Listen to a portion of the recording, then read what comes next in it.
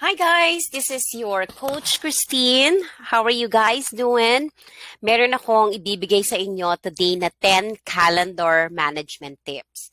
If you are a VA na nag-handle ng calendar ninyo or ng boss nyo or probably in charge kayo sa scheduling or magagamit ninyo itong mga tips na to kapag nag-work kayo as of course, VA for real estate or property appraisal, or even as general VA, and you are to handle calendar ng inyong mga boss. So, without further ado, let's start.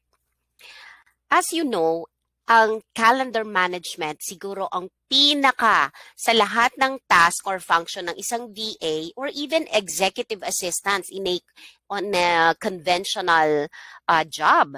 Even when I was working as an executive assistant during my corporate years, ito siguro ang pinaka masasabi kong critical at pinaka-important na task ko na ginagawa ko for my boss. Why? Kasi if you don't manage his calendar effectively or hindi mo na iayos ang kanyang calendar, yung kanyang productivity will really be affected. So, when you're handling his calendar efficiently at effectively at talagang really great, syempre, mas marami siyang magagawa. And, time is money. Okay? So, with these tips na ibibigay ko sa inyo, you can be really effective in scheduling and managing the calendar of your bosses. So, let's go. Tip number 1, discuss priorities. Okay? Discuss nyo yung priorities with your boss. Kung first time pa lang kayong, kahit na dati na kayong nag-handle ng calendar, what is priority last month or quarter ago is not a priority now. So, make it a habit that you review your boss's priorities. Discuss it with him. Kausapin nyo siya at tanong nyo, okay pa ba ito pa rin ba ang priorities mo for this quarter? Kasi especially yung mga bosses na pag-project based ang kanilang ginagawa, 'di ba? So syempre medyo tapos na yung project na yon. Baka iba na ang project na fino-focus on niya this time, okay? Now, kung ang inyong boss ay real estate agent or anything related to real estate at nag-schedule kayo ng viewing, or in my case, yung aking client ay isang property appraiser. So, yung aming priorities or yung kanyang priorities ay hindi madalas nagbabago. Okay? However, there are times na dahil nagdadagdag siya ng ibang businesses, so we have to manage his time properly para he could allot his other or sometime dun naman sa iba niyang businesses. Kaya it's always a good idea to discuss this quarterly. Okay? At isa pa, when it comes to priority, sometimes ang mga client or ang bosses nyo, may iba-iba silang priority. Some of them, they prioritize pagka may family event or family matter, kunyari doctor's appointment, and sometimes they also enter some of these appointments sa kanilang calendar. So makikita nyo kung ano yung pinaprioritize nila. Okay? Ano ba ang like in my case, yung aking client, meron siyang client na gusto niya yun ang uunahin namin laging i-book or i-schedule. Kasi, kumbaga, it's our frequent or aming old-time client na yon, pinakamatagal ng client. Kaya gusto niya, pag may dumating na order yon, uunahin namin lagi yon. Gusto niya uunahin kung i-schedule yon more than the others. Okay? Another example of priorities is, ano ba yung priority niya sa isang linggo. Kunyari, sometimes merong pabago-bago like he wants to do this particular, minsan may dumadating siyang mga orders na may order siya na malaki, maramihan. So gusto niya yun ang unahin. Kunyari maraming properties yun, ano? Gusto niya yun ang ilagay namin sa morning time. So yung priorities nag-iiba-iba yan. Kaya maganda na lagi yung chine-check yan sa kanila. Besides those that are regular criteria na, then that's okay. Okay? So, tip number 2, build a routine. From your priorities, you can build his routine. Saan nyo ba siya dapat dalhin? Yung boss nyo, kung siya ay nag-booking or nag-viewing at talagang sunod-sunod ang booking ng viewing ng mga properties na hawak niya. Ano ba ang gusto niyang inuuna nyo? Yung malayo ba or yung malapit? In my case, yung aking client boss ay gusto niya, nag-start siya sa malayo, papalapit sa kanyang bahay. So, yun ang pinaka-routine niya. And he knows na he will have to start. He knows na yan. Alam ko na rin, ang routine niya na gusto niya, mag-start siya ng morning. Tapos, morning 9 o'clock, patapos siya ng 5. Kailangan, by the time na ganitong oras, dapat he's heading home na. So, yun ang kanyang routine. Alright? Tip number 3, anticipate delays. When you're scheduling viewing or booking or appointment, i-anticipate nyo. Anong oras ba yan ang request yung nagbo-book? Gusto ba niya ng 10 mga early morning, say 9 to 10 or 8 to 9, whatever the timing of your boss, siyempre you have to base it there. What if it's early morning, 8:30 to 9:30, baka rush hour yan. If it's like 4 to 5, 3:30 to 4, in some states, lalo na dito sa US, rush hour yan. So, you have to anticipate the delays. My other tip for you connected dito is kapag nagbubook kayo, syempre hinahanap nyo sa Google Maps from point A to point B. Tingnan nyo na kung pagka nag-search kayo sa Google Map, normally it will tell you the shortest way to longest way at yung pinakamahabang time. I would normally take the longest time. Kunyari, from 23 minutes to 35 minutes, I will take the 35 minutes instead kesa dun sa 23 na masyadong short. Para kung may delay, may allowance ako, di ba? Tip number 4, blackout time or day. So, meron kaming block schedule. At ito yon. So, hiningi ko to sa client ko. Actually, paiba-iba to. Like I told you, quarterly, nag-iiba-iba siya. Like this quarter, he wants to do more of reports. Last quarter, he wants to prioritize route or yung counties. So, nag-iiba-iba yan.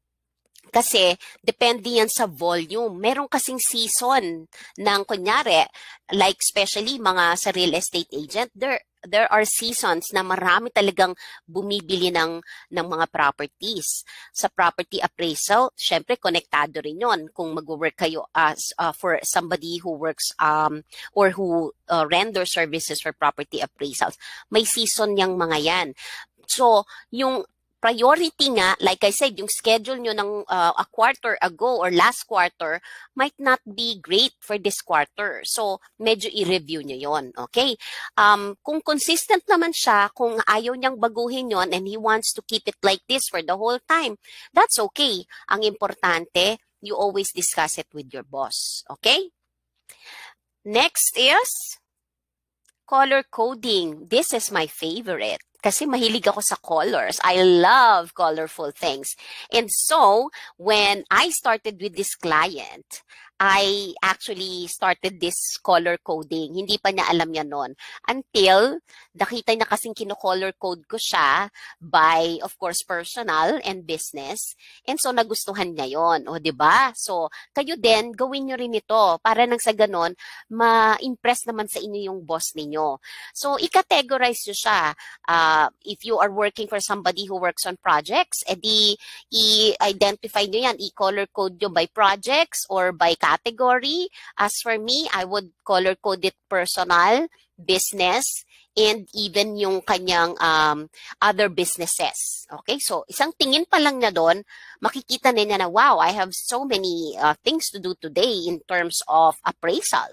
Wow, I have so many personal meetings pala. Yung family events ko, ang dami pala for this month. Sa isang week lang, makikita na niya kung ano yung um, family events niya. So, nakikita niya in a nutshell yung overview ng calendar sa colors pa lang. Alam na niya how much time he spent or how much time he spend on different, yung parts ng kanyang, kumbaga ng kanyang time. Okay? So, next is breather. Bigyan nyo naman sila ng break, 'di ba? Now, this will depend on each boss. Kasi if your boss is a type of person that sits on a meeting or conference call all day long, then this might be a great idea, or this is probably a must for them. Kasi when you sit on meetings, you know how it's mentally tiresome yung mag-sit ka sa meeting, 1 hour, 2 hours, especially meeting. Kapag ganon ang client ninyo, then give them some break. Huwag kang mag-schedule ng after a meeting next agad. Bigyan nyo sila, tanong nyo, how much time do you need para makapaghanda ka for the next meeting? Maybe they have to prepare before they go for the next meeting. As for my case, yung aking client, since gusto niya naman, ayaw niya nung may gap na malayo. Kung may gap siya, gusto niya mga 30 minutes gap lang. Ayaw niya ng 1 hour gap or more than an hour gap. Kasi ayaw niyang mag-sit around that area doing nothing. So para sa kanya, unproductive naman yung gano'n na nagpapahinga siya. So kasi he doesn't need to prepare because iba rin ang way ng preparation niya. Pine-prepare niya to pa lang day before pa lang ng kanyang mga inspections. Kaya, when he goes out from 9 o'clock in the morning, he wants to be able to finish that. Gusto niya tuloy-tuloy yan hanggang 5. So, I don't know, maybe he grabs something to eat while he's driving, while he's on his way to the next point. And then, gusto niya by this time, 4 o'clock, last job yan, he should be heading home. So, I schedule his itinerary from farthest to closest to his home. All right? Next, don't double book. Okay, I messed up a lot of times, and I've learned this also. Even if you have been doing this for a long time, you will somehow find yourself, in a mess na nag-double book. How? This is my tip. When you are handling calendars ng inyong boss, kasi you are working on a shared calendar, sometimes it happens that when you enter an appointment, it does not automatically go to his calendar because you are defaulted to your calendar. So you have to select that. And when you don't select the appointment that's meant for his calendar, and tapos siya, biglang nag-enter siya ng appointment doon for the same time, nako, that is a big, that's a big chaos yon. Pagka ganon, I advise to you na you always have to monitor the calendar. My another tip, ito. Kasi it happens many times that yung boss ko ay nag-e-enter siya ng something doon, and he would tell me that he did not notice na meron palang entry na ganon. So what I would do, I would screenshot my calendar like every so often a day. Okay, for example, sa morning, screenshot ko na siya how I started. So ito yon. And after maybe, pagka nakapag-enter ako ng ilan, if I see na medyo ganitong time na may mga na-enter na ako, may changes, i-screenshot ko siya ulit every time na nag-enter ako. Okay? And it also happens, like I said, yung double booking. Pag hindi nyo nakita, sometimes siya din, nag-book, syempre yung booking niya makikita nyo, pero yung booking nyo hindi na nakikita. So, ang key here is, wag lang kayong magbe-base sa color coding, always read ano yung mga entry sa calendar, okay? Para magdag-double book naman kayo, if it happens, okay, na mag-double book kayo, quickly fix it.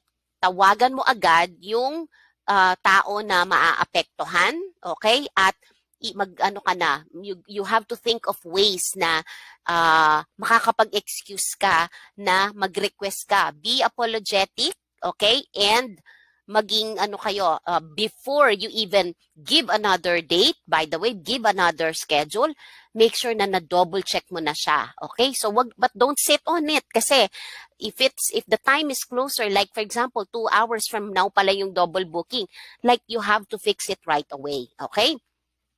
Pagka ganon, tawag na kayo agad, you let your boss know that I'm sorry, I double book, para alam din niya kung anong gagawin niya at alam din niya ang i-explain niya. Okay?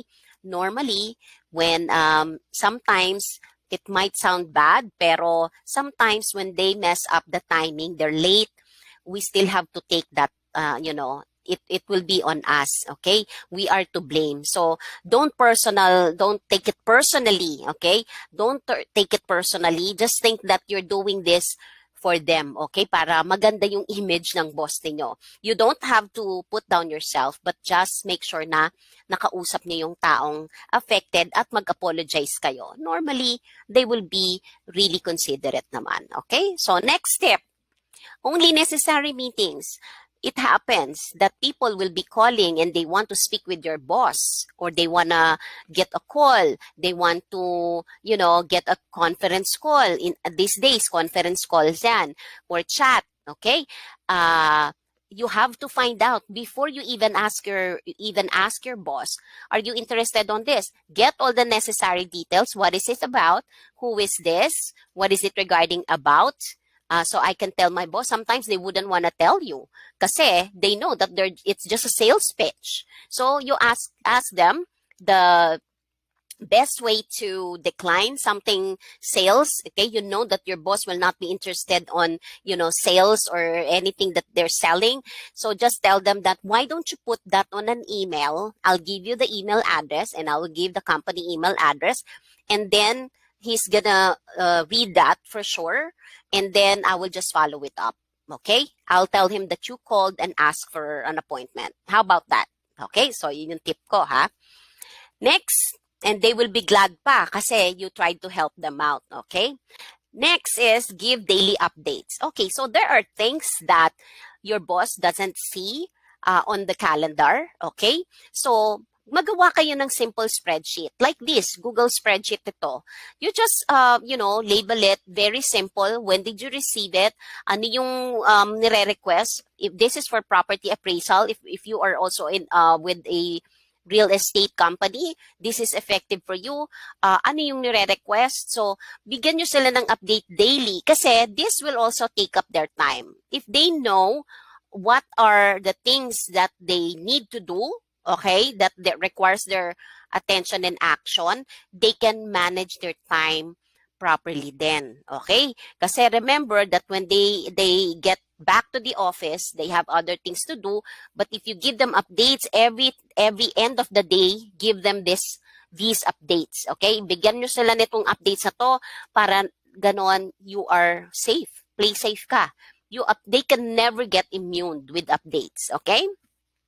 Last but not least, keep him or keep them productive. Okay?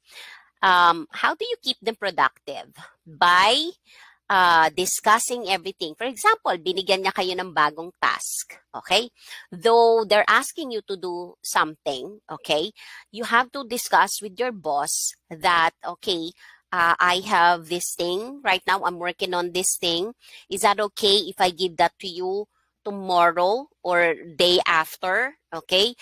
Because he knows that, it's not bad to let him know what you're working on para nang sa ganon ay maiayos din niya yung kanyang time management. Okay? So, you can agree on a time kung kailan mo maibibigay sa kanya yung bagong task na binibigay niya.